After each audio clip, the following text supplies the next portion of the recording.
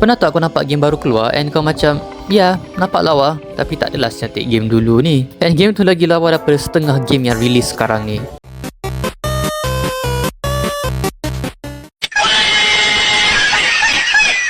So ini adalah 5 game lama yang membuat grafik game moden malu nak keluar rumah. First kita ada Batman Arkham Knight. Main game ni rasa macam kau main game at 4K OLED 80 inch TV. Walaupun TV kau sebenarnya TV petak bapak kau daripada tahun 2005, it is that good. Dia punya shadow, reflection bila hujan turun. Keep in mind, waktu ni tak ada ray tracing, racing apa benda semua tu. Ini semua hasil titik peluh dan kerja keras Rocksteady. Harap dia orang teruskanlah kerja bagus ni. Okay, never mind.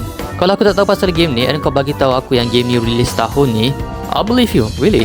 Next, Battlefield 1. Game ni tunjukkan kau betapa ngerinya suasana perang. Ia tunjuk terlalu jelas ya. Okay, environment Battlefield 1 memang lawa tu despite setting perang dia. Tambah pula dengan destructible environment. Kalau tak ada peluru terbang sana sini, aku rasa kau boleh buat wedding photo shoot kot kat situ. And then kita ada Assassin's Creed Unity. Cakaplah apa yang kau nak dekat Ubisoft. Game copy paste, the McDonald of gaming, launch day disaster. Tapi kau tak boleh nafikan game diorang memang lawa.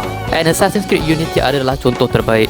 Dia punya dunia nampak real and immersive. Aspek yang paling aku suka adalah betapa hidupnya kota Paris. Setiap penjuru ada benda je jadi. Orang jalan sana sini cakap pasal bisnes diorang, orang berkumpul, bangunan dia. Just look at this. Aku terkejut PS4 aku tak meletup main game ni. Metal Gear Solid 5. Game ni rilis tahun 2015 tapi grafik masih hold up.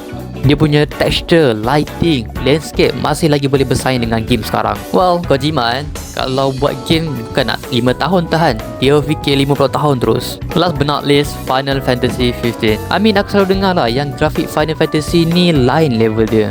Bila aku main Final Fantasy 15, baru aku faham.